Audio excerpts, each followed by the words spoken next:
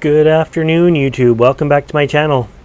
I just wanted to do a winter Cephalotus update for you, let you know how they're all doing, and see how things are progressing. We're past winter solstice now. Things are already starting to get brighter, thank goodness. But things are doing good in here in Cephalotus land. We have lots and lots of Cephalotus, so they're looking quite good. I keep them quite dry this time of year, being it's winter. And I'll zoom you out a little bit so you can see them a little bit more. Yeah, so let me just sort of go over. I have a few big pots of them up here, and they're in their own saucers. There's two pots there that they weren't getting watered quite as well as these ones, that being lower. So I gave them a little bit more saucer depth to them for water. I still don't water them often. I keep them quite dry.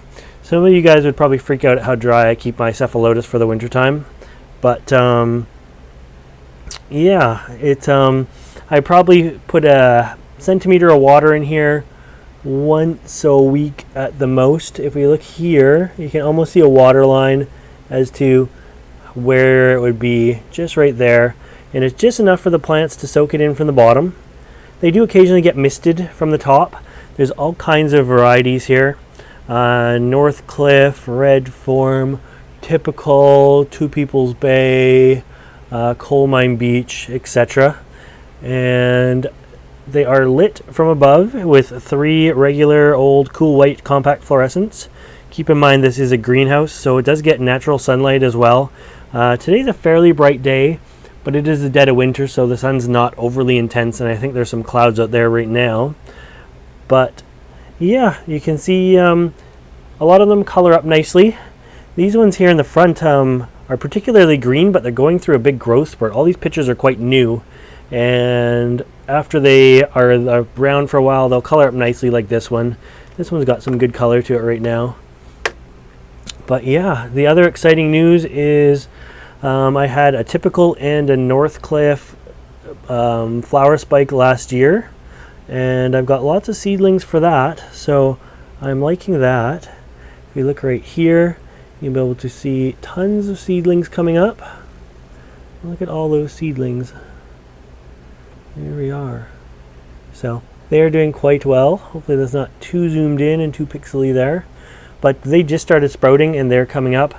Those are Typicals, and then there's some North Cliff just above it as well. And you can see quite a few, especially once you start seeing them. And they've just started, so hopefully I get a whole lot more than that coming up. That will be exciting. There's a little bit happening in this tray here, but not tons yet, so we won't worry too much about that one. Just a little experiment to have going on between the two to see which one is going to produce more germinated seeds and how quickly. But without the end results, there's no point in going into some of the details for it. So what else can I tell you? Other than natural light in the sunlight there, these guys, although the bulbs are off now, they get about 8 extra hours of light of these, maybe 10 extra hours of light of those right now.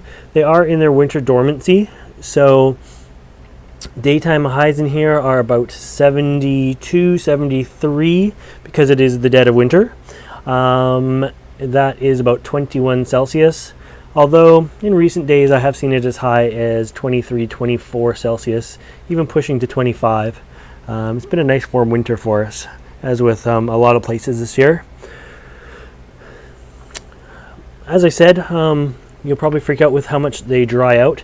This one here has a lid that's starting to wilt a little bit. They do this when they're trying to conserve water, so it's telling me that it's time to start thinking about watering these ones, and I will give them a good drink of water.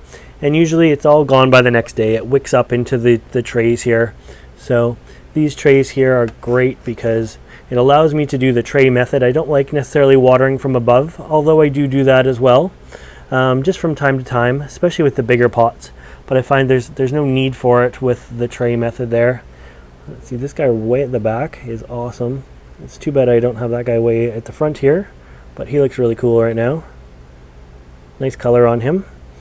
And yeah, what else? So other than they're due for a water, I really let them get quite dry.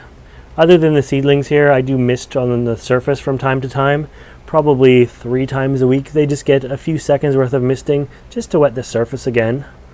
And yeah, Hopefully they will come along nicely. Hoping for a few more flower spikes this year. Not really bothering with any pullings or anything like that. I simply just don't have the space. But I did, there's something kind of cool about growing a plant from seed, like these Northcliffs. I grew the Northcliff parent from seed, which then got big enough blooming size to produce its own seed, and then I've now germinated the Northcliff seed from my own seed.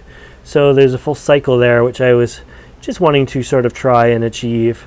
But anyways, I hope you like this quick update on my Cephalotis. They are doing quite well for wintertime. Not much in the way of pitcher dieback at all. In fact, some of them are just growing like crazy. It's funny how side by side, and some are growing like crazy and others are not. These guys are showing up with like quite white on the here, but I think that's really just the camera. These ones here look the same, and it's more of just like the clear pictures or the roof. But some nice big ones anyways. And that is due to the less light right now. In the summertime, the pictures come out smaller and very, very, very dark red. So, Cephalotus update for you. I hope you like this video. If you want to see more updates like this, make sure you subscribe to my channel. I will do a video on these guys once they get going a little bit more. As I say, they just started germinating about a month ago or so. So, we'll do updates on them as well. Anyways, thanks for watching. Bye guys.